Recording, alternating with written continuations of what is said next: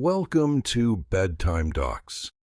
If you enjoy calm storytelling and peaceful documentaries, feel free to subscribe and join us for more quiet journeys. Now, settle in, breathe slowly, and let the story begin.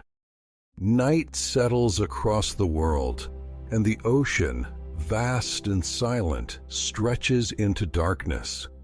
For thousands of years, beneath its shifting surface, one name has remained suspended between fact and legend, a name powerful enough to ignite imagination and mysterious enough to escape every attempt to uncover it.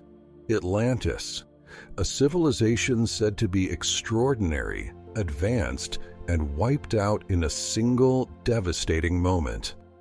Tonight, we begin at the very source of the legend. In ancient Greece, more than 2 millennia ago, a philosopher sits among his students. The room is lit by oil lamps, their flames moving softly as he speaks. His words carry a weight that commands attention. He begins to recount a story he insists was passed down through generations, a story older than any empire of his time. His name is Plato. Plato describes a great island beyond the Pillars of Heracles, an island unlike any other known to the ancient world. He speaks of a society built on engineering brilliance, on power, and on wealth so vast that its temples and walls shimmered in the sun.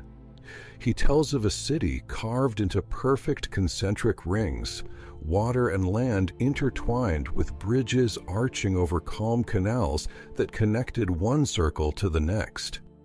At the center stood a majestic temple, its walls plated with precious metals, its columns rising toward the sky. Plato doesn't rush. He paints Atlantis with slow, deliberate strokes, the kind of detail a man uses when he wants to be believed. He describes harbors large enough to hold entire fleets. He speaks of wide avenues lined with statues and towering structures cast in bronze and silver. He speaks of a kingdom rich in resources, ruled by kings descended, he claims, from the gods themselves. But there is something haunting in his voice when he reaches the end of his tale. Because Plato doesn't just speak of greatness, he speaks of downfall, a sudden one, a tragic one, a collapse so complete that the entire civilization disappeared beneath the sea in a single day and a single night. No survivors, no ruins, only a story, left behind like a ripple in time. For centuries, scholars debated whether Plato's account was true, a metaphor for human arrogance, or simply a moral lesson wrapped in myth. Yet the level of detail was undeniable, too specific, too architectural, too measured to be dismissed easily. And so the mystery endured. A city that may have changed the world if it had survived. A civilization whose technology, culture, and unimaginable wealth could have redrawn the map of human history. But instead, Atlantis became a question mark, a puzzle with missing pieces, a shadow beneath the waves. Tonight, we follow that shadow back to where the story began, to the moment the legend was born, to the quiet voice of a philosopher in a dim room over 2,000 years ago. And as the world around you slows down, as you breathe a little deeper, we begin our descent into the calm, haunting mystery of the lost city of Atlantis. Plato didn't invent Atlantis from nothing. According to him, the tale had traveled a long, winding path before reaching his voice. He said it began centuries earlier with an Egyptian priest standing inside a vast temple in the city of Sais, a place of stone columns, deep shadows, and knowledge preserved longer than any civilization in the Mediterranean. There, the priest spoke to a visiting Greek statesman, Solon, a man known for his wisdom and his efforts to understand the ancient world. Solon listened as the priest unfolded a story not written in Greek memory, but carved into the walls and scrolls of a civilization far older than his own. The priest claimed the Greeks were children, a young culture that had forgotten the great catastrophes of the distant past. But Egypt remembered, Egypt documented, Egypt preserved, and within their preserved records was the story of a powerful island nation beyond the Western Sea, a nation whose armies reached deep into foreign lands, a nation whose ships crossed open waters at a time when most people feared to travel beyond the horizon. The story was so old, the priest said, that it belonged to a world before the world we know, a time when gods and men were believed to walk closer together. When Solon returned to Greece, he brought the tale with him, but he never finished writing it. The fragments he carried were eventually passed down, through family, through students, until they reached Plato. And when Plato told the story, he did so with the precision of a historian, the imagination of a poet, and the purpose of a philosopher. But there is something unusual about Plato's account, a detail that has fascinated scholars for centuries. He describes Atlantis in the past tense. He speaks of it as something that truly existed, not merely a fable. He gives dates, he gives locations, he gives measurements, so specific that modern engineers still analyze them. He speaks of a capital city designed around 3 rings of land and 3 rings of water, a structure so harmonious that it feels more like architecture than mythology. And he gives a final detail that lingers like a quiet echo. Atlantis, he says, disappeared 9,000 years before his own time. If true, the story of Atlantis would predate Greece, Egypt, and every civilization we recognize today. But here, in this quiet moment, we pause on a simple truth. Plato didn't describe Atlantis the way a man describes a fantasy. He described it the way a man recalls a distant memory, as if he were trying not to convince, but simply to record. Thousands of years later, as explorers and historians searched for clues, they found themselves returning again and again to one question. Could a story so old, so detailed, so deliberately constructed have been based on something real? And if Atlantis truly existed, where did it stand? And what kind of world could create a city so grand? In the next part, we drift deeper into Plato's vision, into the architecture, the life, and the quiet majesty of the lost city he described. The city before the fall. Before Atlantis vanished, Plato described it as a place of extraordinary beauty, a city shaped with intention, designed with symmetry, as if the people who built it understood harmony in a way the ancient world could barely imagine. He tells us that Atlantis began at the center, a small island surrounded by a circle of water, then another circle of land, then water again, layer after layer, expanding outward like ripples frozen in time. These rings weren't natural, they were engineered, cut and shaped by human hands, or, as Plato wrote, by a civilization blessed with knowledge beyond that of ordinary men. Bridges arched across the waterways, connecting one ring to the next. Stone causeways stretched outward toward the open sea, and along these causeways stood towers and statues that caught the sunlight each morning. Imagine walking through that city, the quiet sound of water beneath you, the gentle breeze carrying the scent of the ocean, the reflection of structures shimmering in the calm surface of the canals. In the very center stood the Great Temple, a place dedicated to Poseidon, the god of the sea, whom Atlantis was said to cherish above all others.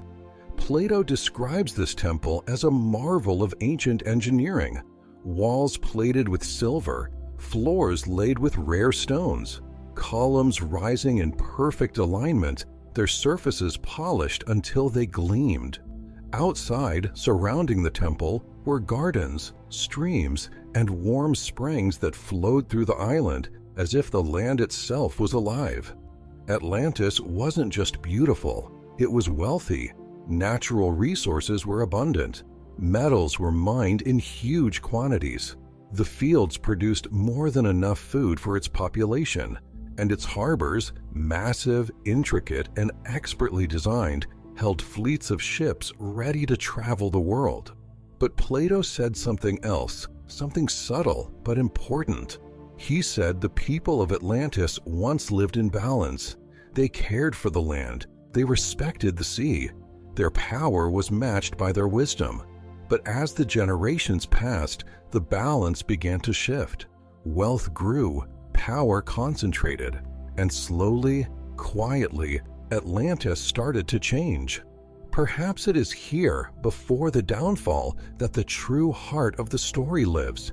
A society that reached heights no one else had reached, but could not escape the oldest story in human history. When greatness grows unchecked, it begins to crack. Before we follow those cracks to their end, we pause for a moment and stay here, in the calm before the storm.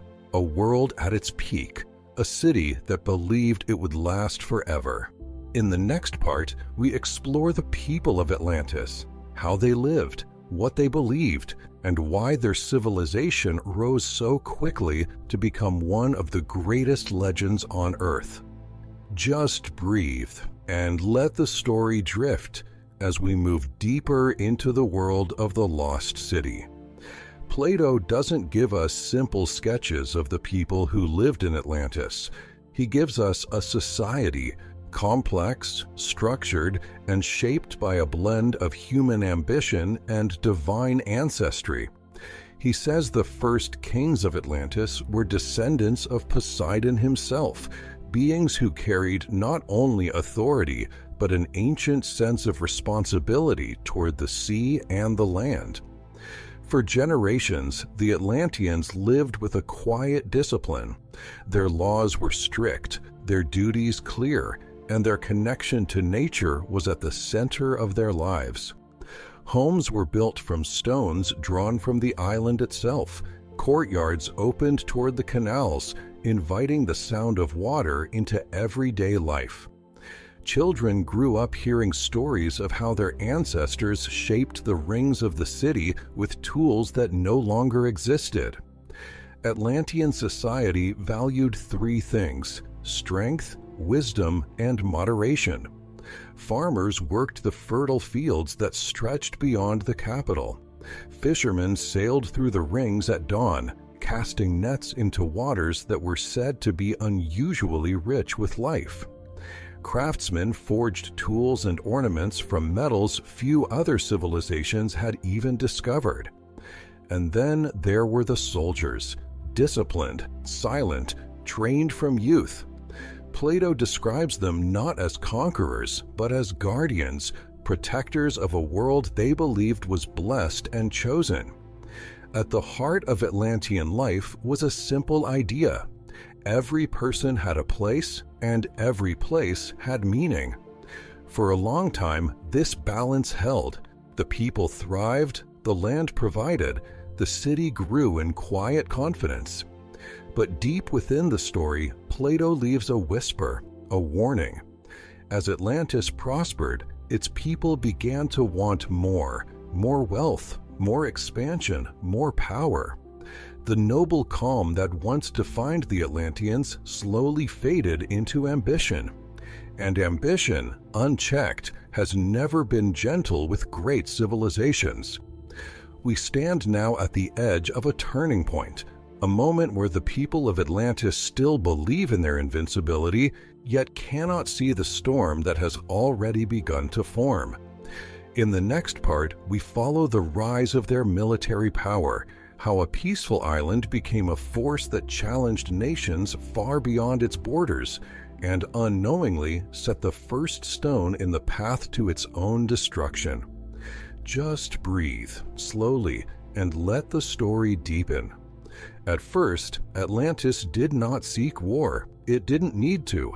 Its lands were rich, its waters full, its people disciplined and confident in their prosperity. But great power rarely stays still. It moves, grows, and eventually reaches beyond its own borders. Plato tells us that as Atlantis flourished, its leaders began to look outward, toward distant shores, foreign kingdoms, and territories that lay untouched across the sea. They built ships, massive vessels reinforced with wood and metal, designed not only to travel, but to endure harsh waters far beyond the known world. These ships became symbols, floating monuments of ambition. They carried traders, explorers, and, eventually, soldiers. Atlantis formed alliances. Then it formed boundaries. Then it began to stretch those boundaries just a little farther with each generation. Military districts grew around the outer rings. Barracks lined the causeways. The calm canals that once mirrored peaceful mornings now echoed with the rhythm of soldiers training at dawn. And slowly, the Atlantean army became a force stronger than anything the ancient world had seen. Plato describes an empire that reached deep into the lands surrounding the Mediterranean, territories that would later belong to Greece, Egypt, and parts of Africa. The Atlanteans believed that expansion was a sign of strength, that influence was a measure of destiny, and that control over others was proof of their divine heritage. But in the quiet spaces between Plato's words, there is a sense that the Atlanteans had begun to drift away from who they once were. The harmony that shaped their early civilization started to fracture. Ambition overshadowed wisdom. Power overshadowed balance. The Atlanteans still saw themselves as chosen, as favored, as unstoppable. But history, even legendary history, has a way of humbling the proudest civilizations. The armies of Atlantis pushed farther and farther until they reached a people who would not bend and would not bow. A people who believed not in expansion, but in freedom. In the next part, we follow the moment when the Atlantean Empire met resistance, and the world began to shift in a way that even Atlantis could not control. Take a slow breath and let the story stay with you as we move deeper into the legend.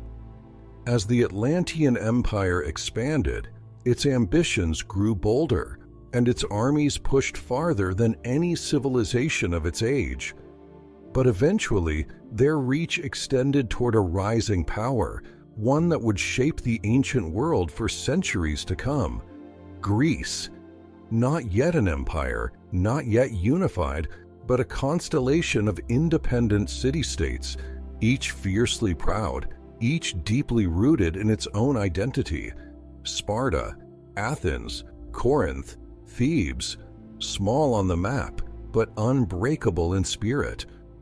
Plato tells us that Atlantis, confident in its expanding influence, moved to impose its rule over parts of the Greek world. They expected resistance, but not the kind they found. The Greeks were relentless, not because of numbers, not because of resources, but because of a cultural instinct to protect their independence at any cost. Battles erupted across land and sea.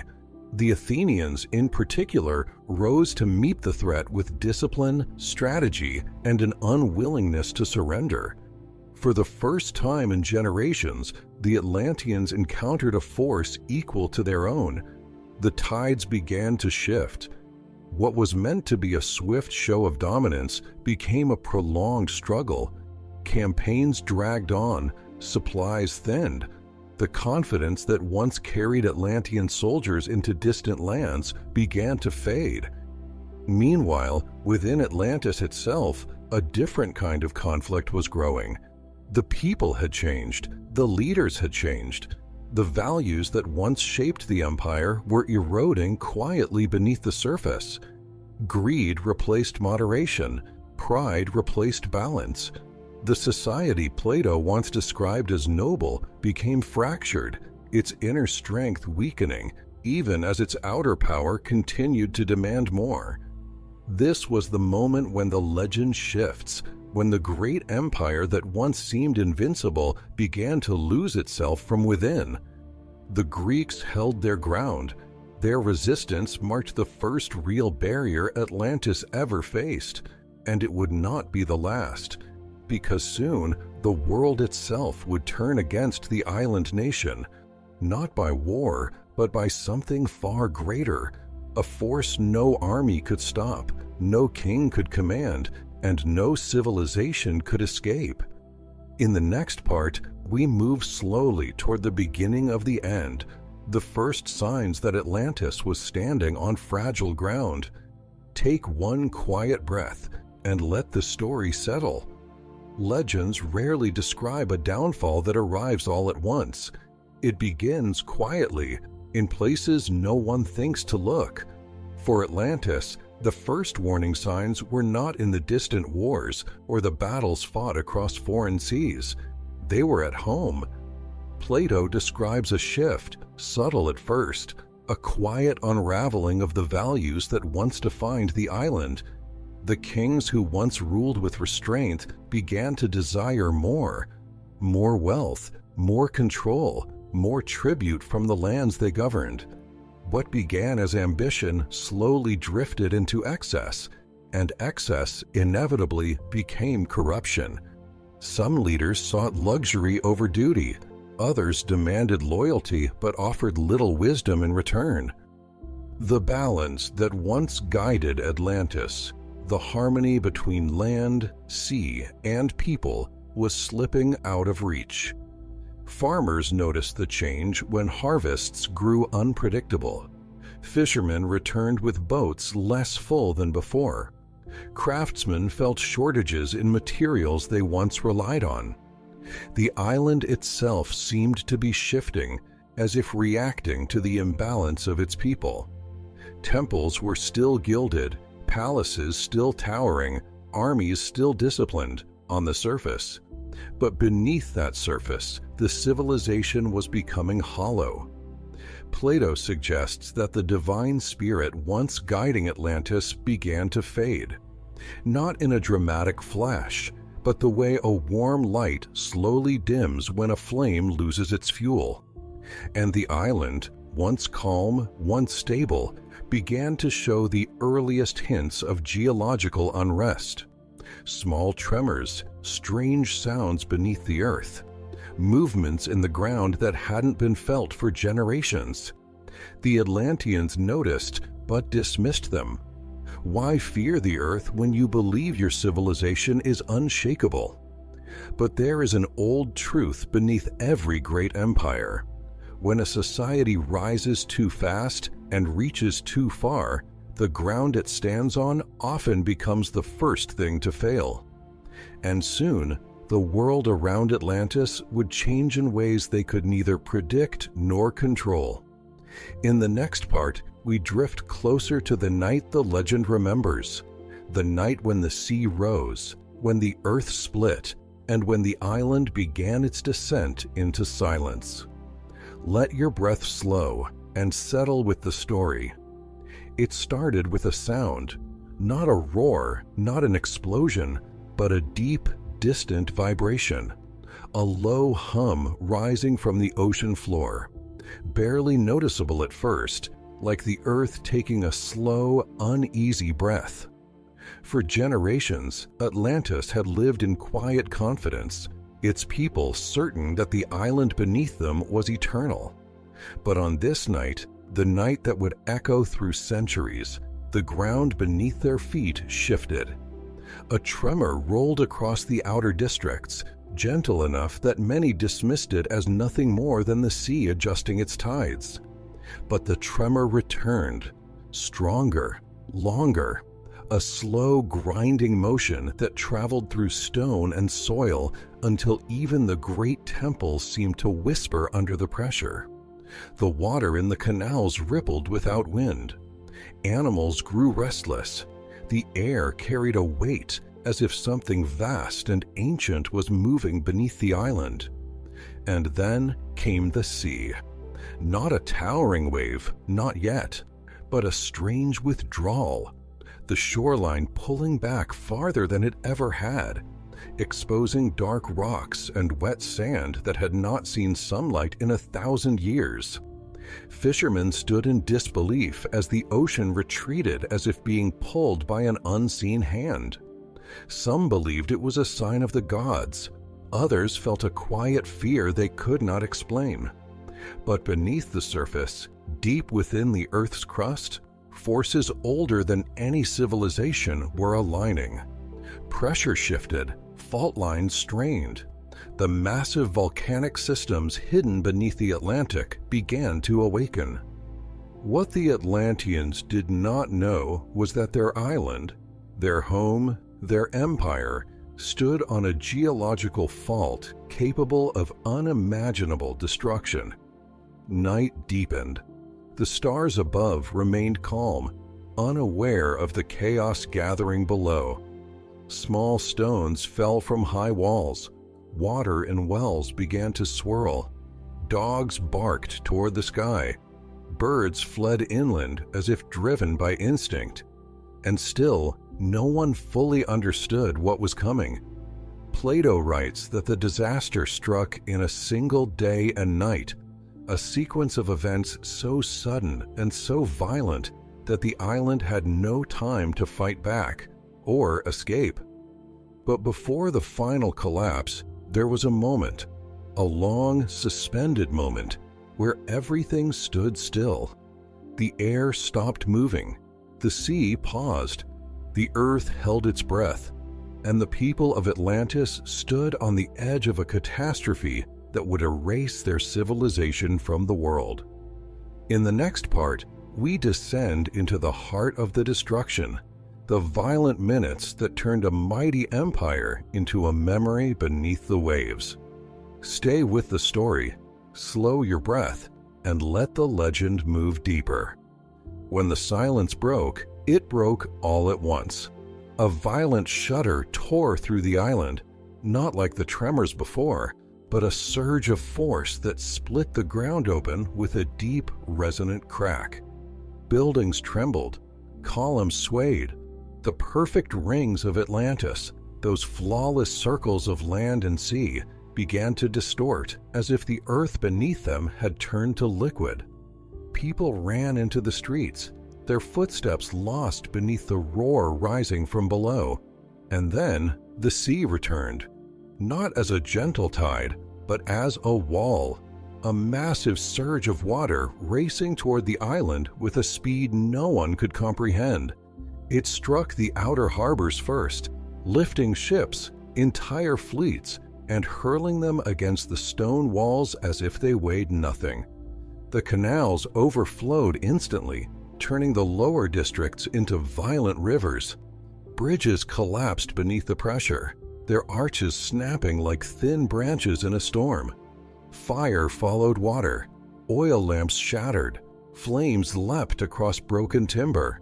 Smoke curled upward only to be crushed by the next violent tremor. The temple at the center, the heart of Atlantis, shook as the ground beneath it began to sink. Its silver-plated walls groaned under the strain, and statues carved to honor the gods toppled with a thunderous crash. The sounds were overwhelming, stone collapsing, metal twisting, people shouting into the chaos, their voices lost beneath the roaring earth. But the real force of destruction was happening below. Deep in the volcanic chambers beneath the island, pressure surged upward, a colossal release that split the seafloor open in a fracture that swallowed the island's foundation. The land began to drop, not in one piece, but in sections, rings breaking apart, circles collapsing inward like a giant whirlpool pulling the entire civilization toward the ocean's heart. For a moment, a brief, terrible moment, the city hovered between existence and oblivion. Then the final collapse began. The central temple tilted, its columns snapping, its massive stones sliding downward into the churning water. Districts that once held markets, homes, gardens, and schools vanished beneath the rising sea in seconds. A cloud of steam and ash rose from the shattered coastline. The ocean surged in, filling every street, every courtyard, every memory.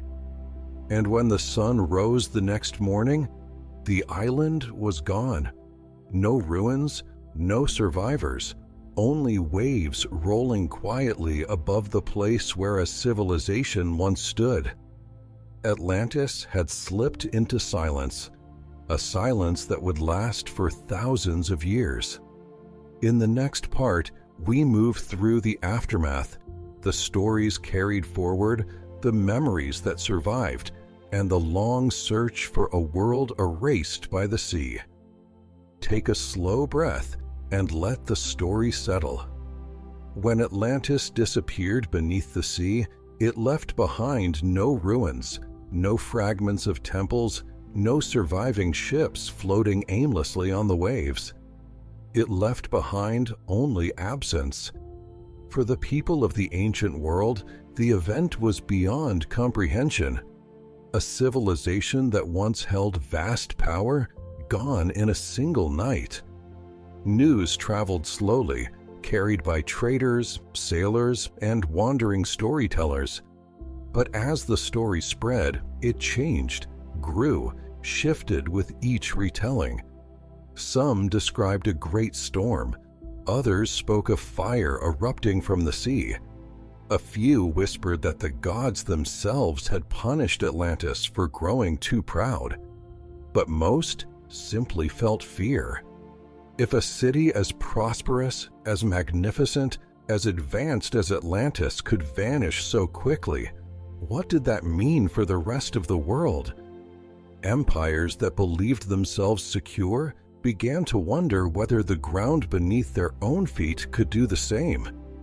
In Greece, Plato listened to the fragments of this legend passed down through generations. He didn't see it as a myth born from fantasy, but as a memory, a warning from a distant, forgotten time.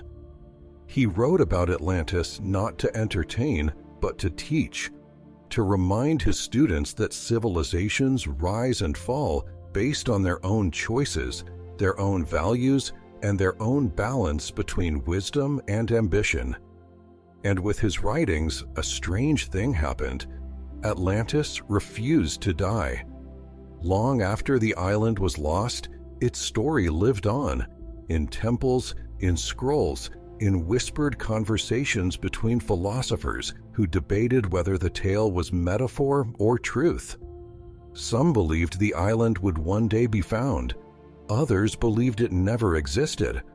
But the mystery, the silence, and the suddenness of its end made Atlantis one of the most enduring legends in human history.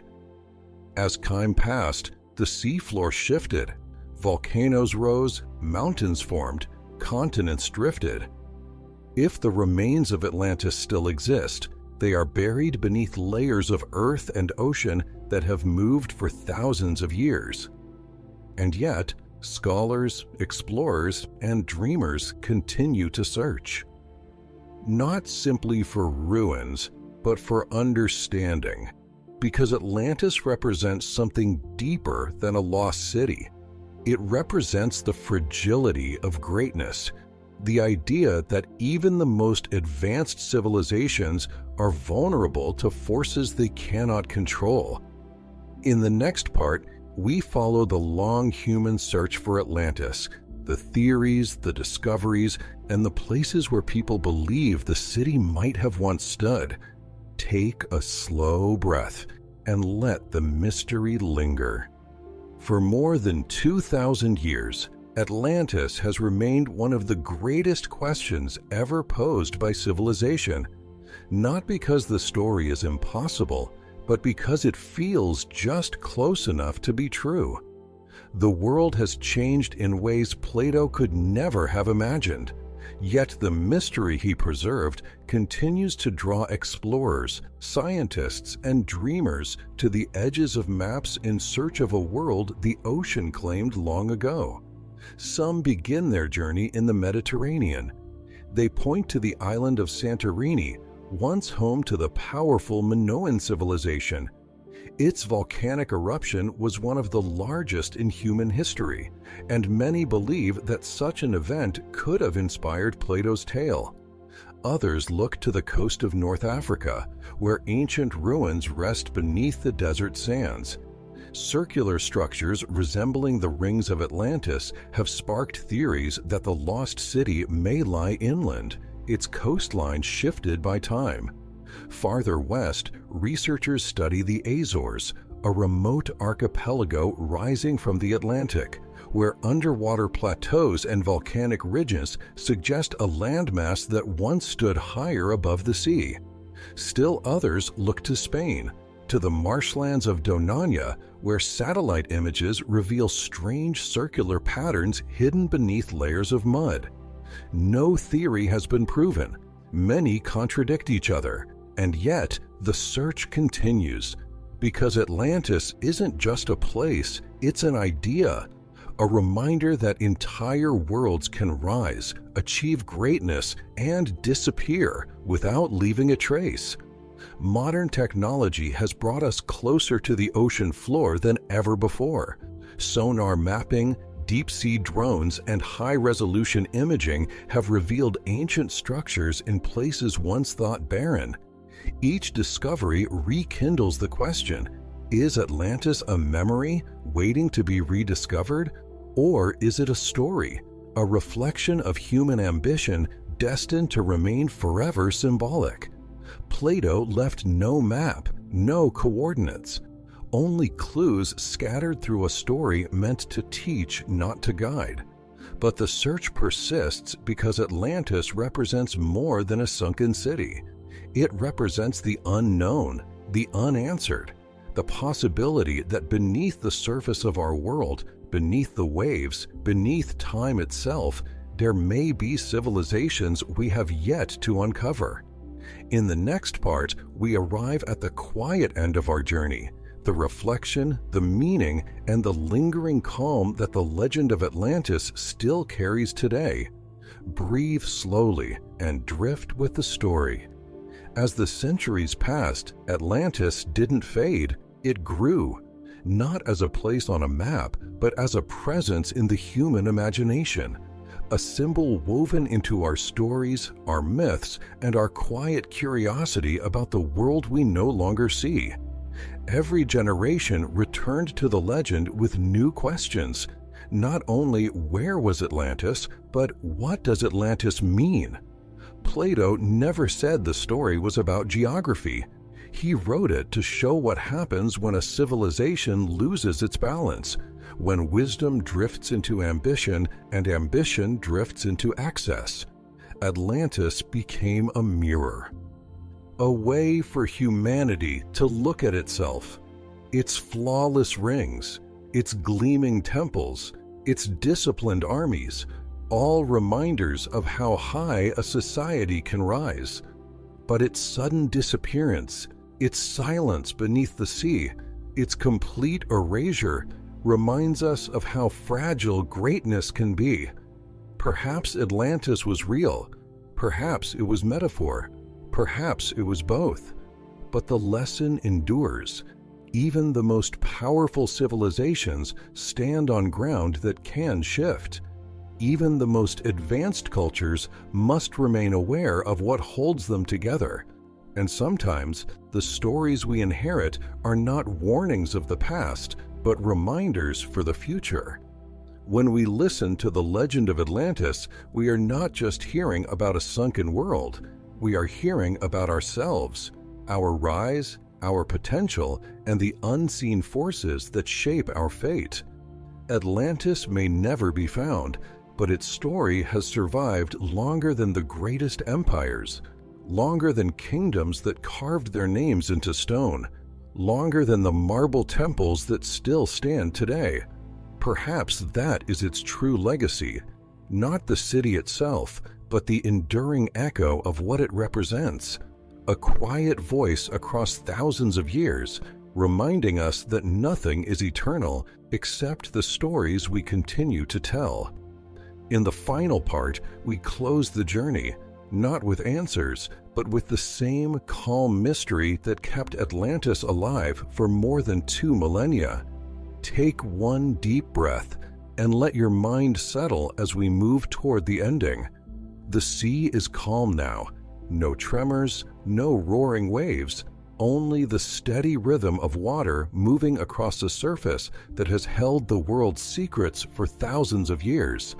Somewhere beneath that surface, whether in memory or in myth, Atlantis rests, not as ruins waiting to be found, not as treasure buried under stone, but as a story kept alive by every generation that wondered what lies beyond the edge of certainty.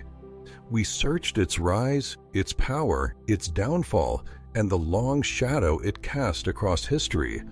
But in the end, the meaning of Atlantis isn't measured in coordinates or archaeological proof. It's measured in curiosity, in the human desire to understand the past, to imagine the impossible, and to explore the spaces where silence meets the unknown. When Plato wrote of Atlantis, he didn't close the door. He left it open, just wide enough for us to wonder. And maybe that is why the legend survived this long. Not because we are certain it existed, but because we are not certain it didn't. As the night settles around you now, let the story drift into stillness. Let the waves soften and the ancient city sink back into the quiet depths where it has lived for so many centuries. Atlantis remains, not lost but remembered, a whisper beneath the ocean, a possibility beneath the surface, a calm reminder that some mysteries are meant to stay mysteries. Close your eyes, breathe slowly, and let the sea grow silent again. The story is complete, but the echo of Atlantis, soft, distant, and eternal, continues. Good night.